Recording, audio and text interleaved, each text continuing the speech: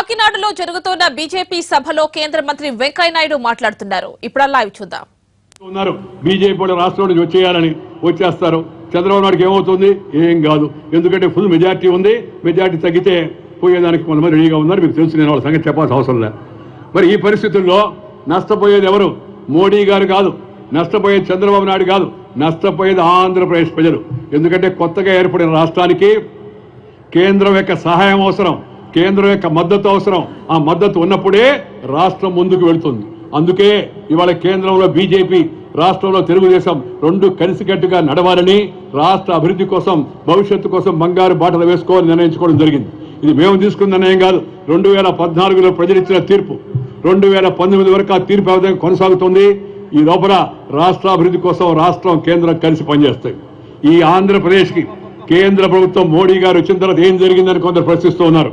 మిత్రులారా, మీ అందరికీ నేను మనవి చేస్తున్నా, 13వ ఆర్థిక సంఘం కాంగ్రెస్ హయాంలో ఆంధ్రప్రదేశ్ ఇచ్చిన మొత్తం అంతా ఎంతంటే 89,82,000 రూపాయలు. 89,082.95 కోట్లు కేంద్ర ప్రభుత్వం ఇచ్చింది. మోడీ గారి ప్రభుత్వం వచ్చిన తర్వాత 14వ ఆర్థిక సంఘ సిఫార్సుల ప్రకారం 5 ఏళ్లలో మేము ఇవ్వబోయే మొత్తం ఎంతంటే వాళ్ళు ఇచ్చిందేమో 89,082.95 కోట్లు. మేము 5 ఏళ్లలో ఇవ్వబోయే మొత్తం ఎంతంటే ఇప్పుడు ఇవ్వబోయేది 2,06,819 కోట్లు అని చెప్పిన సందర్భంగా మీ అందరికీ మనం చెప్తాను. 2,06,809 crores 19 crores ఆంధ్రప్రదేశ్కి రాబోతా ఉంది. ఇది మొదటి విషయం. రెండవది, కేంద్రము ఆ రోజు రాష్ట్రాలను విభజించేటప్పుడు ఈ ఆంధ్రప్రదేశ్కి రెవెన్యూ హైదరాబాద్ ఎక్కువ ఉండిపోయింది, మనకి రెవెన్యూ తక్కువగా ఉండిపోయింది. జనాభా ఎక్కువ, రెవెన్యూ తక్కువ.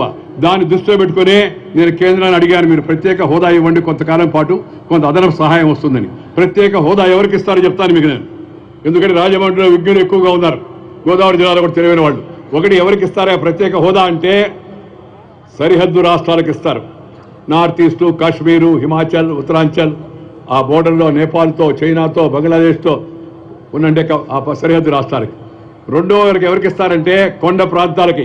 హిమాలయ కొండ ప్రాంతాల్లో సరిగా పంటలు పండవు, ఎత్తు తక్కువలు ఎక్కువ, ఆదాయం తక్కువ.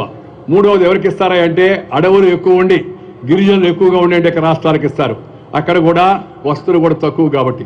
నాలుగవది ఎవరికి ఇస్తారా అంటే బాగా వెనకబడి ఉన్న రాష్ట్రాలకు ఇస్తారు. వెనకబడిన రాష్ట్రాలంటే మీకు తెలుసు కదా, ఒరిస్సా, బీహార్, లేకపోతే అస్సాం, అలాంటి బెంగాల్ లాంటి రాష్ట్రాలు దేశంలో వెనకబడి ఉన్నాయి. ఈ నాలుగుట్లో ఏదిట్లో కూడా ఆంధ్రప్రదేశ్కి అర్హత లేదు.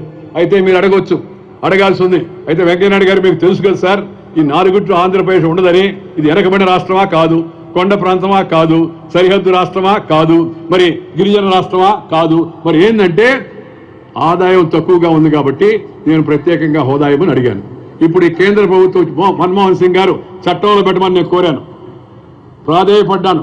పార్లమెంట్లో నేను ఆ రోజు మాట్లాడిన తీరు మీరు చూసుంటే ఎవరన్నా కూడా సరిగా 52 నిమిషాల సేపు ప్రభుత్వంతో మాట్లాడాను, పోట్లాడాను, ఆఖరికి ఒంటారి పోరాటం చేశాను. కొన్ని మాత్రం చట్టంలో వచ్చాయి, కొన్ని కేవలం హామీలుగా ఉండిపోయాయి.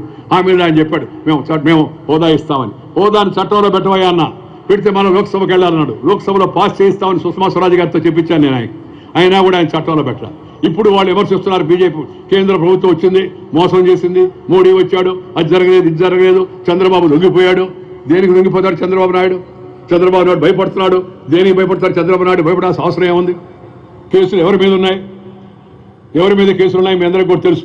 దాని విషయం కూడా నేను వాళ్ళ ద్వారా కూడా పోదలుచుకోవాలి. ఇవాళ నా స్థాయిలో ఆ చర్చ కూడా అవసరం లేదు. నేను ఒకటే చెప్తున్నాను, మేము అడిగింది ఆ రోజు ఏంటంటే ఆంధ్రప్రదేశ్కున్న రెవెన్యూ లోటు. 14వ ఆర్థిక సంఘం ఏం చెప్పిందంటే ఆంధ్రప్రదేశ్కి 5 ఏళ్లలో 22,000 కోట్ల రూపాయల రెవెన్యూ లోటు ఉంటుంది. కేంద్ర ప్రభుత్వం, మోడీ ప్రభుత్వం ఆ 22,000 కోట్ల రూపాయలు ఆంధ్రప్రదేశ్కి ఇచ్చేందుకు అంగీకారం కుదిరింది. ఆ విధంగా కేంద్ర ప్రభుత్వం ప్రకటించింది పార్లమెంట్ అని మీ అందరికీ కూడా మనం చేస్తున్నాను. ఇవ్వడం కూడా మొదలు పెట్టాం. 5 ఏళ్లలో 22,000 కోట్లు. రెండవ మాట ఏంటంటే ప్రత్యేక హోదా అనేది ఒక సెంటిమెంట్గా ఉంది కాబట్టి, ప్రజలు అది కోరుకుంటున్నారు కాబట్టి ప్రత్యేక హోదా అంటే ఏదో ఒకటి చెప్తాను మీకు.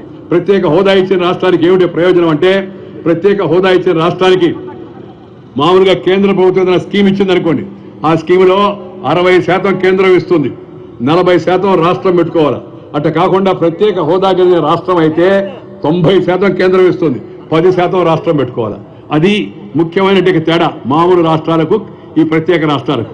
14వ ఆర్థిక సంఘం ఏం చెప్పిందంటే మేము రాబోయే రోజుల్లో ప్రత్యేక హోదా కలిగిన రాష్ట్రం అలాగే మామూలు రాష్ట్రాలకు మధ్య నిధుల కేటాయింపులో వ్యత్యాసం చూపించము.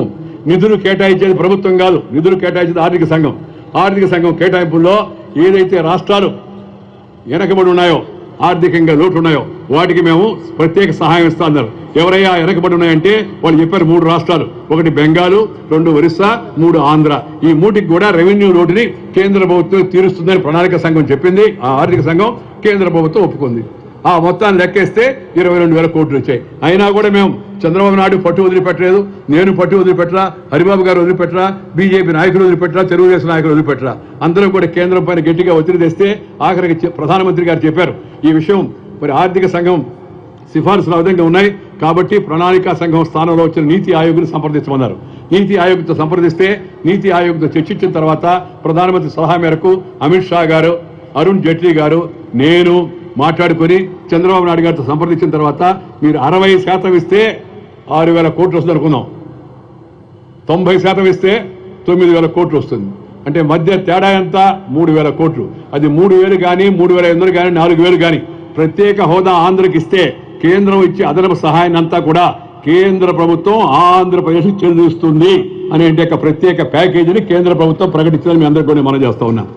నీకు కొంతమంది అంటున్నారు అటు ఇస్తే అట్టా ఇటు ఇస్తే అట్టా అని. ఎడవ చేతితో ఇస్తే ఏంది, కుడి చేతితో ఇస్తే ఏమయ్యా? స్టేట్ బ్యాంక్ నుంచి ఇస్తే ఏంటి, ఆంధ్ర బ్యాంక్ నుంచి ఇస్తే ఏంది?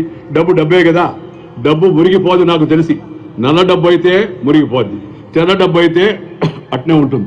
కేంద్రం ఏం చెప్పిందంటే నీకు రెవెన్యూ లోడ్ 22,000 కోట్లు ఇచ్చేస్తా, నీ ఆంధ్రప్రదేశ్ ప్రత్యేకంగా వచ్చే ఆదాయం 3,000 కానీ 3,500 కానీ కోట్లు అది కూడా ఇచ్చేస్తాం. ఆంధ్రప్రదేశ్ కి ఆర్థిక సహాయం విషయంలో మరొకసారి హామీని గుర్తు చేశారు బీజేపీ నాయకుడు వెంకయ్య నాయుడు.